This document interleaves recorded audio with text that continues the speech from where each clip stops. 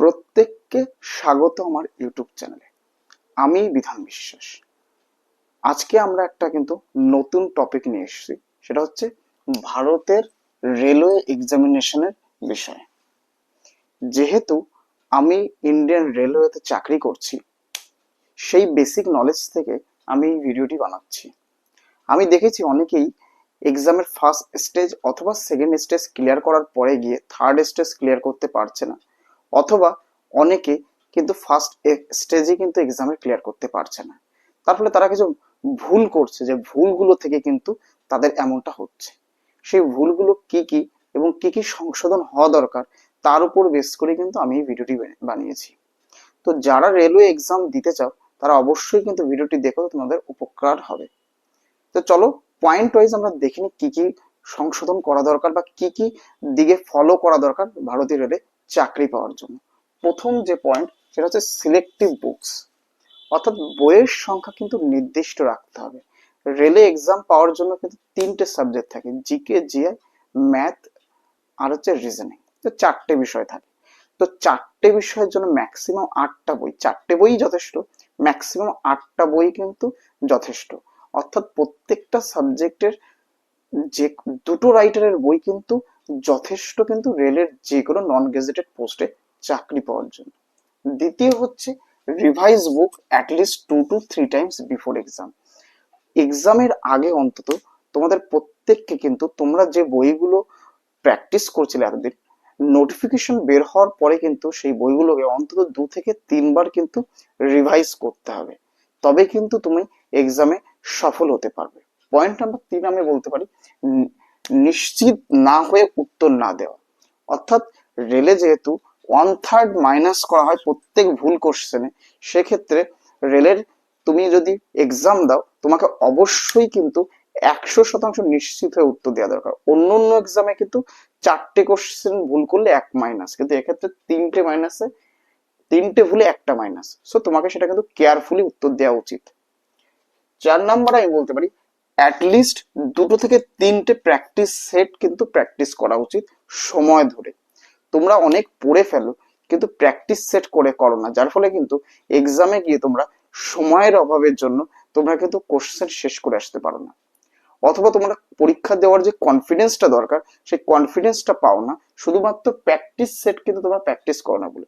So at least 2 থেকে 3টে practice set কিন্তু তোমাদের পরীক্ষার আগে প্র্যাকটিস করা উচিত, এবং সেটা একবারের অধিক যদি সম্ভব হয় সেটাও করা উচিত। পরের পয়েন্ট বলতে, hard work with smart way.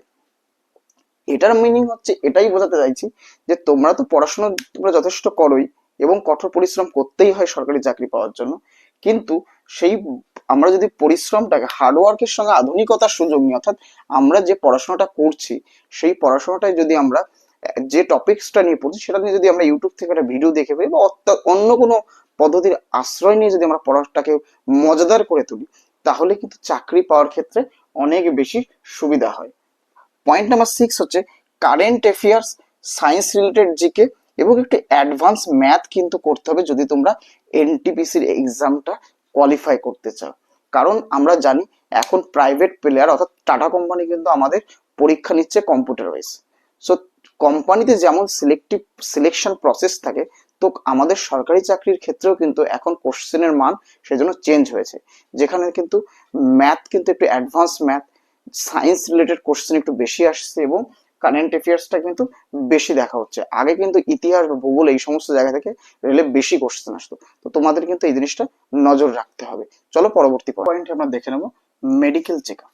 Medical check আপের কথা আমি কেন বলছি, আমরা কিন্তু দেখি অনেকেই রেলে চাকরি পাওয়ার পরে মেডিকেল ফিটনেস না হওয়ার কারণে কিন্তু তারা গিয়ে শেষ ফিনিশে গিয়েও চাকরিটা পায় না। তো আমি সেক্ষেত্রে তোমাদেরকে সাজেস্ট করব, তোমরা যখন নোটিফিকেশন বেরো পরে পোস্ট প্রিফারেন্সটা দেবে যখন এনটিপিসিতে বা রেলের অন্য কোনো চাকরিতে, তার আগে কিন্তু মেডিকেল চেক আপটা করে নেবে, অ্যাটলিস্ট চোখের চেক আপটা কিন্তু করিয়ে নেবে। রেলে সাধারণত মেডিকেল চেক আপ হিসাবে কি কি হয় না, ইসিজি হয়, হাইড্রোসিল চেক আপ হয়, ইউরিন টেস্ট হয়, বিপি, ব্লাড সুগার আর চোখের, এই 6টা 7টাই কিন্তু চোখের এই টোটাল চেক আপ হয় রেলের মেডিকেল এক্সাম পাস করার জন্য। তো তোমাদের যারা চোখের সমস্যা আছে তাদেরকে বলবো যে সেই সমস্ত পোস্ট প্রিফারেন্সই দেওয়ার যেখানে কিন্তু মেডিকেলের ক্ষেত্রে কিন্তু ছুট রয়েছে, না হলে কিন্তু পরীক্ষার শেষে গিয়েও কিন্তু তোমরা সিলেক্ট হতে পারবে না। তো সেটাকে কিন্তু নজর রাখা। পরবর্তী বিষয় বলবো টাইপিং প্র্যাকটিস।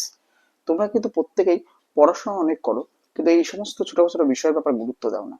কিন্তু এখন যদি তুমি অফিসিয়ালি চাকরি করতে যাও সেন্ট্রাল গভর্নমেন্ট বা রাজ্য সরকারের, সেক্ষেত্রে কিন্তু টাইপিং টেস্ট ম্যান্ডেটারি। কারণ টাইপিং না জানলে অফিসে তুমি কাজ করতে পারবে না। তো সেক্ষেত্রে আমি বলবো যে তোমার টাইপিং টেস্টটা শিখে রাখতে পারো, যেটা কিন্তু রেলের জন্য 30টা ওয়ার্ড পার মিনিট, যেটা কিন্তু তোমার চাকরির ক্ষেত্রে অনেকটা অগ্রাধিকার এনে দেবে। পরবর্তী কথা বলবো মেডিকেল ফিটনেস, পরে এগুলো ফিজিক্যাল ফিটনেস, ফিজিক্যাল ফিটনেস অর্থাৎ রানিং প্র্যাকটিস করা। বা রেলে গ্রুপ ডিতে এমন কিছু পোস্ট রয়েছে যেখানে কিন্তু তোমার রানিং এর প্র্যাকটিসটা দরকার হয়। তো সেক্ষেত্রে আমি বলবো তোমাদের যদি এক্সাম কারোর ভালো হয় গ্রুপ ডিতে, সেক্ষেত্রে তোমরা কিন্তু এই রানিং প্র্যাকটিসটা শুরু করে দিতে পারো। না হলে কিন্তু অনেকেই দেখেছি যারা শেষ ফিনিশিং এসে মাঠে গিয়ে ফেল করে যায়, যার ফলে কিন্তু তারা আর সিলেক্ট হতে পারে না। পরবর্তী পয়েন্ট বলবো যে অ্যাপ্রেন্টিসের কোর্সটা তোমরা করে রাখতে পারো, যাদের কিনা আইআইটি করা রয়েছে। তাহলে কিন্তু এটা কিন্তু 1 বছরের কোর্স, এবং গভর্নমেন্ট কিন্তু এখানে সাবসিডিও দেয় পড়াশোনা করার জন্য। এক্ষেত্রে তোমরা টেকনিশিয়ান এবং গ্রুপ ডি এক্সামের ক্ষেত্রে প্রায় 20% রিজার্ভেশন পাবে কিন্তু, যেটা অলমোস্ট তোমরা বলতে পারো তোমাদের চাকরি প্রায় নিশ্চিত হয়ে যায়। তো তোমরা কিন্তু এটার দিকে নজর দিতে পারো। পরবর্তী হলো যে যদি তোমরা রিজার্ভ কমিউনিটি কাস্ট সার্টিফিকেট অথবা এডুকেশন কোয়ালিফিকেশন রিলেটেড যে সমস্ত সার্টিফিকেট গুলো আছে, তোমরা কিন্তু আগে ভাগেই আপডেট করে রাখতে পারো। না হলে কিন্তু তোমাদের যখন শেষ ফিনিশিং এ আরআরবি বা আরসি অফিস থেকে ডকুমেন্ট ভেরিফিকেশনে ডাকবে, তখনই কিন্তু খুব শর্ট টাইম দেওয়া হয়। তো তোমরা অনেকেই কিন্তু সময় মতন ডকুমেন্ট সাবমিট করতে পারো না। সেক্ষেত্রে কি হয়, তোমরা তোমাদের এর জন্য তোমরা ডেটকে এক্সটেন্ড করো, এবং যার ফলে কি হয় তুমি অনেক সময় কিন্তু তোমাদের সিনিয়রিটিতে প্রবলেম হয়, স্যালারিতেও তুমি বলতে পারো স্যালারির দিক থেকে তুমি তোমার জুনিয়র থেকে পিছিয়ে যাও। তো এটার দিকেও তোমাদের নজর রাখতে পারো। পরবর্তী একটা পয়েন্ট বলবো, 12 নম্বর পয়েন্ট, যেটা শর্ট হ্যান্ড। অবশ্যই তোমাদের যদি সম্ভব হয় কারণ শর্ট হ্যান্ড কিন্তু প্র্যাকটিস করতে পারো। এটা কিন্তু 1-1.5 বছরের কোর্স। এইটা কিন্তু লেভেল 4 এর এলে কিন্তু লেভেল 4 এর চাকরি, লেভেল 4 এর চাকরি বা জিপি কিন্তু 204 20 2400 গ্রেড পের কিন্তু চাকরি এটা। তো তোমরা কিন্তু এই করতে পারো, শর্ট হ্যান্ডটা প্র্যাকটিস করে রাখতে পারো।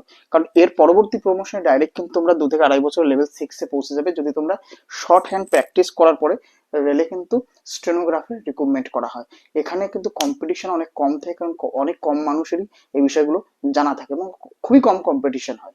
পরবর্তী পয়েন্টে বলবো যে যদি সম্ভব হয় তোমরা এলএলবি, পার্সোনাল ম্যানেজমেন্ট এবং লেবার ল বা এমবিএ কোর্সগুলো কিন্তু করে রাখতে পারো।